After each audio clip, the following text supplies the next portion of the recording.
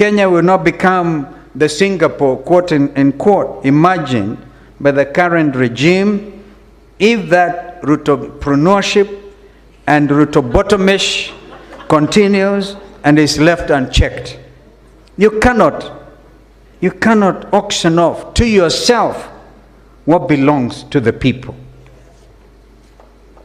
Singapore was built on order, on discipline, on accountability, and a fierce intolerance for corruption, not the chaos, the carelessness, and the impunity we're witnessing today.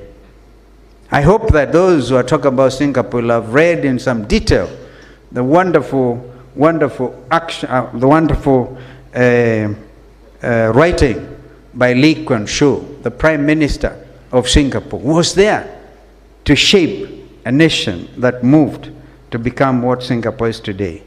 Ladies and gentlemen, public finance is a public trust, and every leader at the national and county level has a duty to defend that trust. After all, you've all been there swearing that you uphold the Constitution as by law established, and I want to tell you, a lot of you, particularly those who belong to the state capture team, are already in breach. In fact, it is perjury in law. Perjury. Swearing to stuff you don't believe in. This culture of budgeting with corruption already baked into the process clearly must end. And now we have heard from Ndindi Nyoro, apart from the budget, they want now to do it outside the budget so they can now compound the stealing, the thieving. And it will end. And those who have turned budgeting into a personal enrichment scheme will be held to account. That I can promise you in the next administration. We must also push back against the shrinking of civic space. A confident government listens to its people. It does not intimidate them. It does not order for the young ones to be shot on the legs. If we are serious about rebuilding trust and restoring fiscal stability, several actions cannot wait. Number one, according to me, a transparent, fair, and people-centered debt restructuring process. Secondly, a parliament empowered to provide genuine oversight, because the executive cannot supervise itself. And right now, that is exactly what is happening.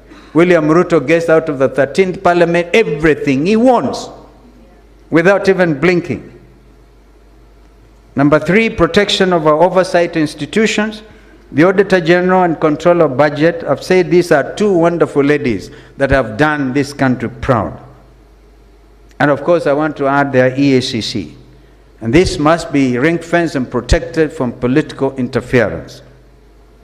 Number four, deep reforms in procurement and public investment management to end the cycle of inflated contracts, ghost projects, and the sheer waste.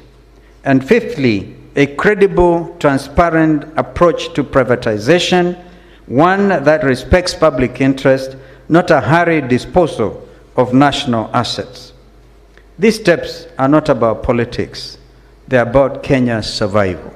And with regard to the big problem with the Safaricom, you know, there are times that some of us are also now dealing with Safaricom, being used as an institution that was oppressing Kenyans. That apart, because if you hear it from the Americans, they say, yeah, we work with Safaricom to work for regional security. We have the problem in the Horn of Africa, yes, but Safaricom were not supposed to be assisted by those external players only to end up hurting its own citizens.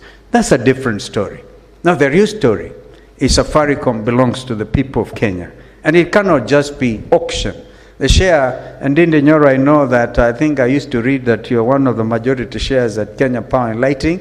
You started this practice in year one at university, so you have a lot of experience. But if the Safaricom share is sold at face value or under value, we all know there's a big cut.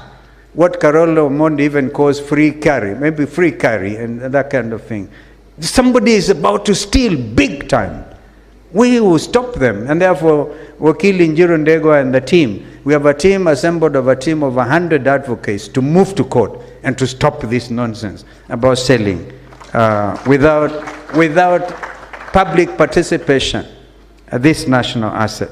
Dear friends, as we head towards 2027 general election, I reaffirm my commitment to a Kenya where public money is treated with dignity, transparency guides decision-making, corruption is confronted and not defended, and national assets are safeguarded for future generations.